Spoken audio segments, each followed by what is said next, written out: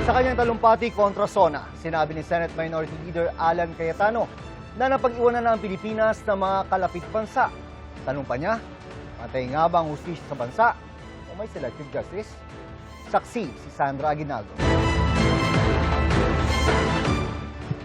Sa kanyang talumpati, tinawag ni Senate Minority Leader Alan Peter Cayetano ang nangyayaring aniyay selective justice. Sabi niya, matuturing na political prisoner sina Senador Jinggoy Estrada at Rodante Marcoleta na ngayon ay nakakulong ng walang piyansa.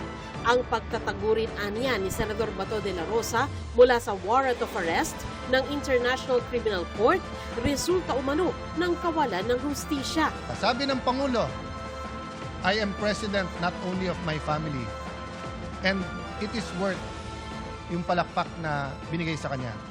But can we add, the president is also not only the president of the administration, he is also president of the opposition.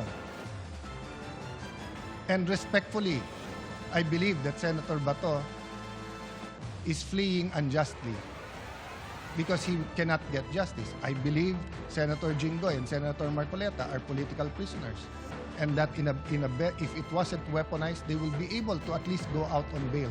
So, Mr. President, these are things that we should talk about as a Senate. Beyond politics, beyond emotions. Sabihin nyo na mali ako, but should they be allowed to attend the impeachment? Pantay-pantay ba ang hustisya o selective justice po tayo ngayon? Inilatag din niya na napag-iwanan na umano ang Pilipinas ng mga kalapit bansa nito, tsaka kinonekta sa katiwalian sa bansa.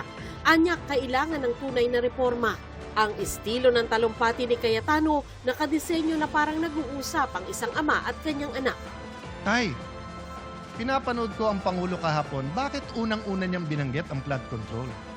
Anak, biggest issue of the year yan at pinakamalaking skandalo sa corruption in our history.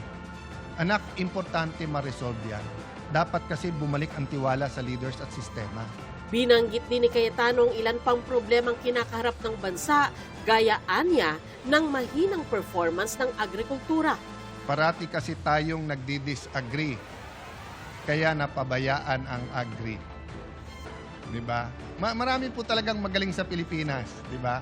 We really disagree with many things. So, ang napabayaan yung agri. Mr. Senate President, do you agree? Ilan pa sa sinabi ni Cayetano sa kanyang kontrasona, ang hirap sa paghahanap ng maayos na trabaho na sana anyay matugunan ng gobyerno. Hirap ng buhay sa mga probinsya, kaya kailangan anya ng tunay na rural development project. At sana ay matuloy na anya ang Mindanao Railway Project. Sandra Aguinaldo, ang inyong saksi.